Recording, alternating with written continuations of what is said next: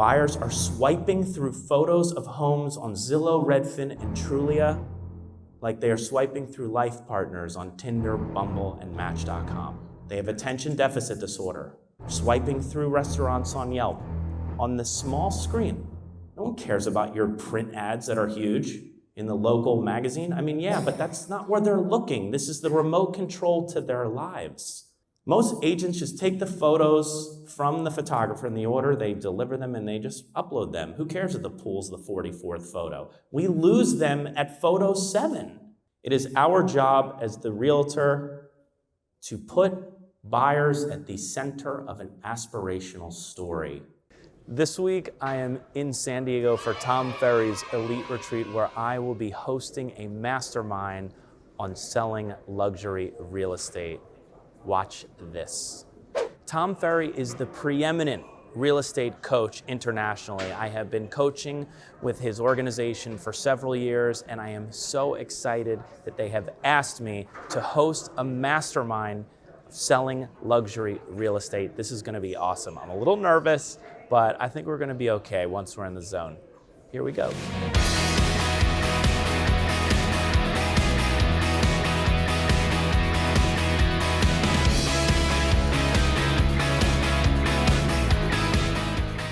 Thank you for coming out. This is a much larger group than I had expected. This is the first mastermind I've ever hosted in the Tom Ferry ecosystem, so thank you for all showing up. I literally thought like 6 people were gonna come. We're here to talk about, I believe, selling luxury real estate. And I just wanna point out that luxury is relative. Some of you in here, I see people post in the ecosystem, they're going in for their first $1 million listing appointment. To some of you, luxuries, 20 million, 30 million. I feel that the things I'm going to discuss transcend all asset classes, so this should apply. I love listing appointments. I love them. And I'll tell you something, being in Beverly Hills at the agency, I'm often against like 9 agents. I have people I meet with and they're like, we're meeting 9 agents. And I'm like, the fuck? For what? Ain't nobody got time for that. When you get a sales call from the robo-dialers and it's actually a person, they're like, hey, oh my God, it's you click right away. But if someone's in that late night DJ voice. When you're listening to nothing but the best of oldies, you're listening to Magic 98.9. You have a different response. You're like, whoa, who's this person? Do I know them? Maybe I'll give them a second to pitch. But the second you start searching, the second you kind of start to shake in your feet a little bit, it's hard for that person to trust you to represent their largest asset. So I just wanted to throw this card up here first. You have to believe it first. I did not grow up in Los Angeles. I grew up in Philadelphia.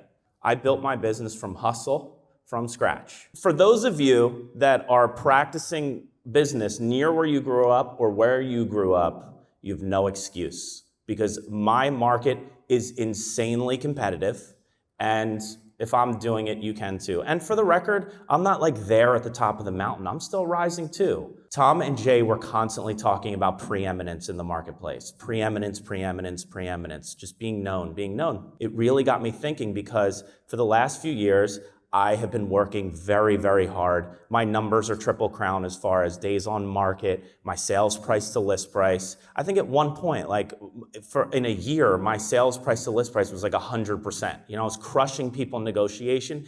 And the truth of the matter is, in the tens of thousands of postcards I sent to the bird streets of Los Angeles, nobody gave a fuck. No one cared. No one cared. No one cared on the meetings. No one cared in these postcards. No one cared. So I started thinking about preeminence. I'm like, what is this preeminence? Preeminence. And then Jay made an example. He goes, Google my name.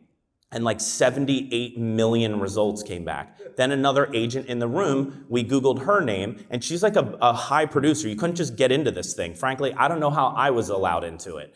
And we Googled her name, and there was like 40 results. He was like, you're not preeminent. Started thinking more about preeminence. I can't rush being known through tenure. I have to just be on the planet longer. I have to be in the business longer. Then I looked at some of my colleagues who were on $1 million listing. And I'm like, are these guys that much better than me? I don't think so. I've been in deals with them. Are my founders that much better than me? Maybe in certain situations, but are they that much better where they should all have the lion's share of the business? We all know the answer, because I know you all know realtors in your marketplace that are terrible at execution. They're getting the job. But the difference is they're known.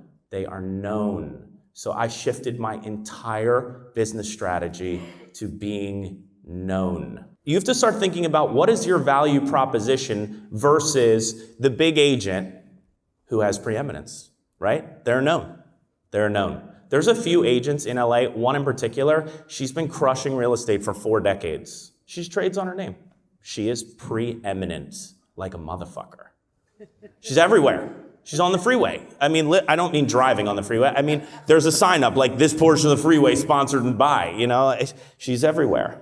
Here's the good news, guys. The way you win is by embracing the fact that you are not them.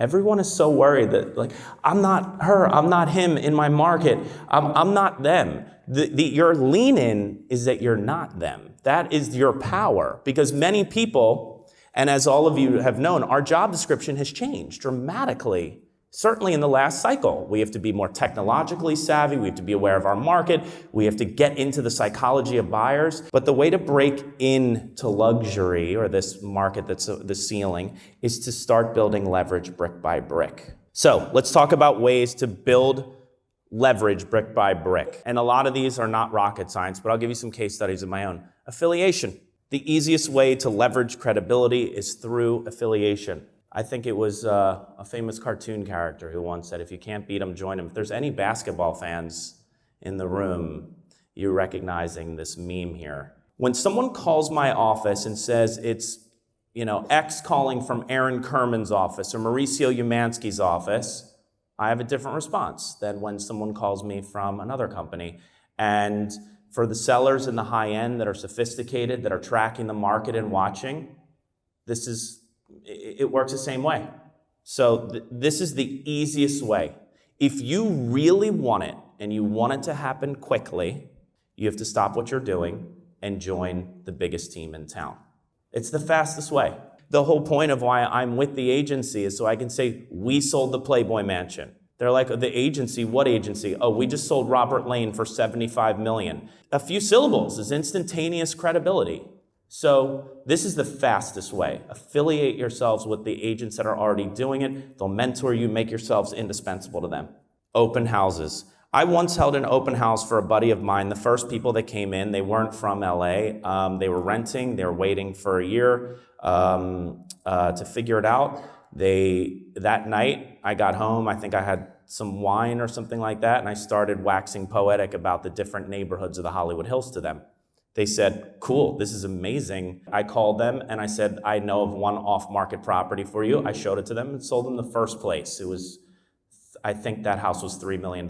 So holding opens is critical. The sky is the limit on the opens. Just by standing in there when the buyers come in, instantaneous credibility. This is Mel B's house. I sold this from a cold call. I believe that expireds are the low-hanging fruit for where you want to go. I call expireds like a lunatic. Seriously. And my team has a scoreboard up. I could probably do a separate mastermind on expireds. This listing was with agents that were on TV. They had it for 2 years. They could not sell it. We applied our plan in my office, and we sold it in 60 days. Expireds are a great lean-in too. This listing right here, I just got signed from a letter. I use Remind. Remind's really cool, and it's super cheap. We send out handwritten letters every month. We track them. I pay someone 50 cents an envelope to handwrite the address. The letters are printed. They're mail merged and personalized. Hey, Tim, we have people that are, want to live on Robin Drive, whatever it may be. What's cool about Remind is I can turn to my assistant and go, okay, where are we mailing this month? She goes, Brentwood's next. I go, okay, cool. I want everyone that has at least an 8,000 square foot lot and has lived there for at least 10 years. This is my biggest listing to date. It's $7 million, and I got it from a letter, literally a letter. Back to preeminence. I have not played a hole of golf in my life until I turned 40 last year. After the Mastermind, how can I be more known? I took golf lessons. I now belong to a country club, and I try to get paired up with as many people I don't know there as possible. It's all it is. Philanthropy, I know a lot of people are involved in contribution. Contribution, especially in bigger cities, people are spending a ton of money, almost showing off. Another great place to get known. A mentor, when I first started, brought on a team member. I was part of that. Her grandmother passed away, and this was like 9 years, or maybe like 8 years ago or something, and the house was a complete teardown for $5 million. A disaster teardown in Brentwood Park. I said, this is a great opportunity because we have a lean in for her to door knock. Many were housekeepers who were speaking in Spanish. I can speak Spanish, but all you really need to know is like, can you come out and put this in the kitchen? And one of the neighbors from our door knocking session bought the house, and we double-ended it at 6%. All right, couple quick listing appointment tips. The seller needs to first hear that you are aligned. They need to see that you feel the same great things about the house. People hire who they like. This is why people's aunts and uncles that have just got their license 10 minutes ago get listings. They hire who they like. So you got to find ways to build rapport. The whole reason I ask for a tour at the beginning of a listing presentation is to look in their photos to see if we have common interests. Oh, you ski? Oh, you like wine? Whatever we can lean into together.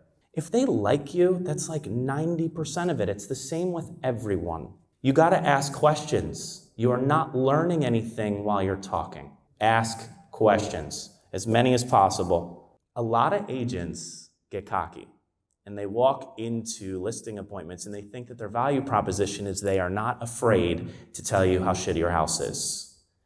Man, do you have leverage on that.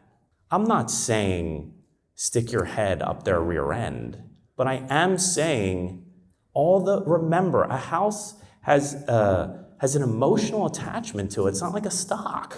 If you can see the things that they see, man, are you in the game. You gotta love on those houses. Don't tell them the negatives now. Tell them after they sign. You can't get a price reduction without a listing agreement. Be tactical when you're delivering the bad news.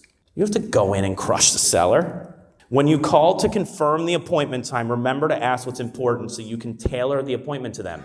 I did this on one with a team member of mine the other day. I called him, I was like, hey, we'll be there tomorrow too. Just really quick, is there anything that's important to you that maybe the last agent didn't do, anything? And he went on for like 15 minutes. He basically just gave us our listing presentation because he's not gonna remember telling us that. When we get there, the entire listing presentation isn't going to be our generic presentation. It's going to be designed for him so he feels heard. Being a real estate agent and a seller is like being in a relationship. You know, I sometimes say that to sellers. Who do you want to be talking to every few days for the next 6 months? And lastly, guys, you're going to feel some desperation no matter what on those first couple big ones. The way you eliminate desperation is feeding your pipeline. If your pipeline is full, each deal does not matter, you are calm, and you're in the pocket. When you're in the pocket, you're dangerous. Your job every day is to feed the pipeline. Sales cures all. I want you guys to start thinking about yourselves as an ad agency. Our job description has changed. Putting up average photos and a sign on a random day of the week and deploying hope as a strategy and expecting consistent success, those days are over. You have to be master advertisers, master marketers, thoughtful, intentional, deliberate with your launch, regularly auditing it. You have to have editorial grade photography, emotionally captivating video. You can't just do a long, boring tour, guys, for 5 minutes. We are in attention deficit disorder. Who's heard of Laurel Canyon? Okay, Laurel Canyon is a very unique part of the Hollywood Hills. Jimi Hendrix, the Beatles, Janis Joplin, they all wrote music there. We can't put the same music in the Laurel Canyon video. Can you imagine? Different buyer, different music. How do you not feel that song? If anyone did not have an emotional response to that song, please leave. We don't understand each other. All right, I got to give up the room, guys. Thank you all. Thank you. Oh my God, that felt good. I think I could maybe take this on tour. Anyway, thank you for tuning in. If there was anything that was exciting to you that you want to learn more about, put it in the comments below. Thank you for liking, subscribing, and sending me questions. We're going to keep more free content coming your way.